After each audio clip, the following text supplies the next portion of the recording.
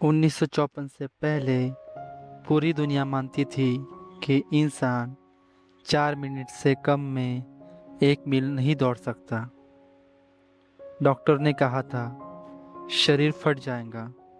Scientist ने prove दिया था ये इम्पॉसिबल है।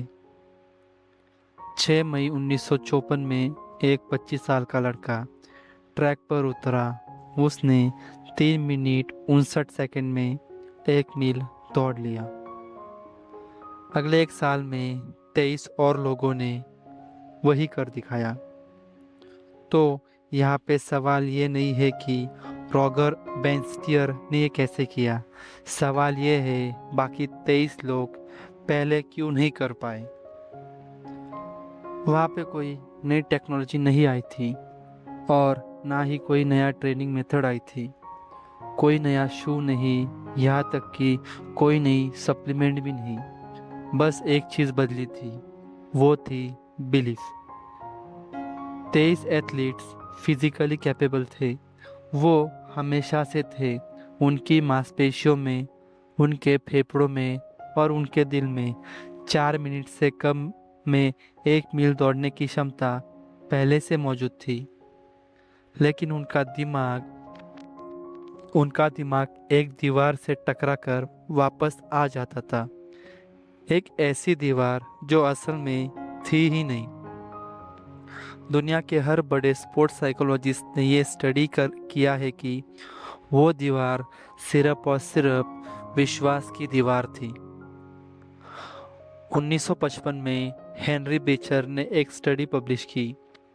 उन्होंने देखा फेक मेडिसिन, शुगर पिल्स, खाली इंजेक्शन लोगों को ठीक कर रहे थे, सिर्फ इसलिए क्योंकि लोगों को विश्वास था कि वो ठीक हो जाएंगे।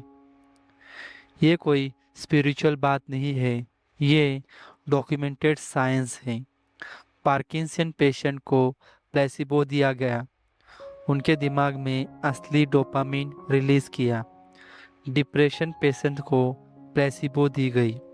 उनके ब्रेन स्कैन में वही चेंज दिखे जो असली एंटी डिप्रेसेंट से होते हैं। नी सर्जरी का एक फेमस एक्सपेरिमेंट हुआ। कुछ पेशेंट की असली सर्जरी की गई, वही कुछ की फेक।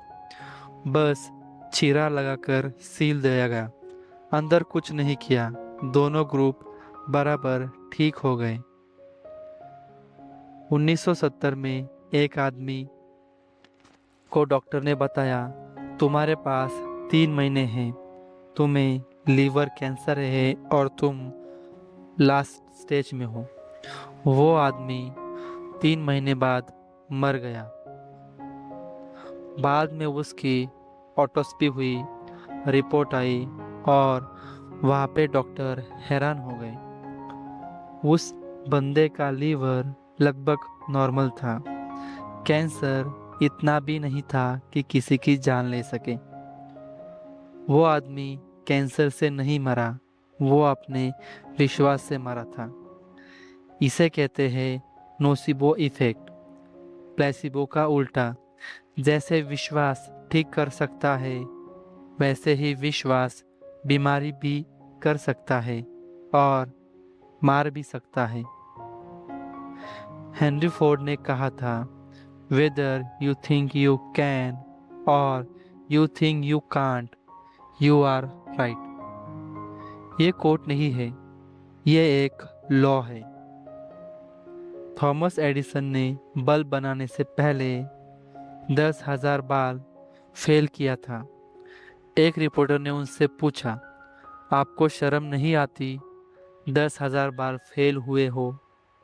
एडिसन ने सिंपल जवाब दिया मैं फेल नहीं हुआ, मैंने ऐसे 10,000 तरीके निकाले, खोजे जो काम नहीं करते। एक ही स्थिति, दो इंटरप्रिटेशन। रिपोर्टर का विश्वास फेल होना शेमफुल है, वही थॉमस एडिसन का विश्वास फेल होना सीखना है। यही अंतर है, परिस्थिति वही लेकिन परिणाम अलग। साइकोलॉजी में एक सिस्टम है रेटिकुलर एक्टिवेटिंग सिस्टम। तुम्हारे ब्रेन स्टेम में एक फिल्टर बैठा है।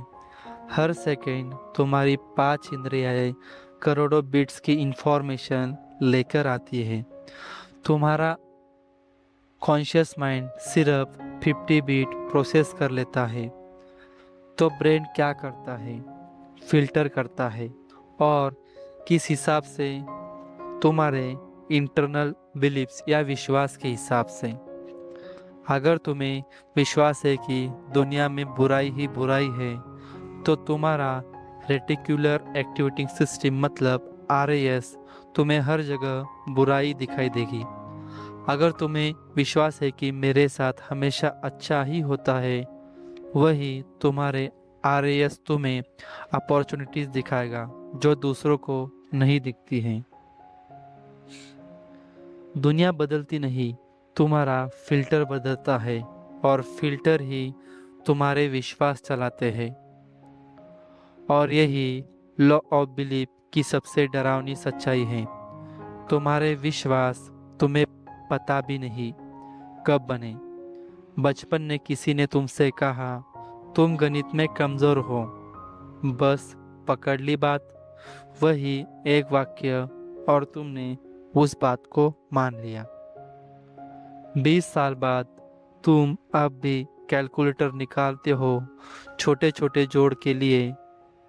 वो विश्वास अब तुम्हारी पहचान बन चुका है, यानी वो तुम्हारी आइडेंटिटी बन चुका है, और तुम्हें उसके बारे में पता भी नहीं है। तो सोचो, ऐसे कितने विश्वास होंगे जो तुमने कभी क्वेश्चन ही नहीं किए। कितनी दीवारें ऐसी है जो असल में है ही नहीं, पता नहीं। रॉजर बैनिस्टर ने जब 3.59.4 सेकेंड पर रेस खत्म की, तो वो बस एक आदमी नहीं था जिसने 1 मील दौड़ लिया। वो एक आदमी था जिसने पूरी मानवता का विश्वास 4 मिनट की दीवार से पार फेंक दिया। कभी कभी तुम्हारी सबसे बड़ी सीमा तुम्हारा अपना विश्वास होता है, और कभी कभी तुम्हारे सबसे बड़ी ताकत भी तुम्हारा अपना विश्वास होता है। फर्क सिर्फ इतना है, तुमने उस टाइम उस स्पेसिफिक मोमेंट पे किसे चुना, अच्छा या बुरा।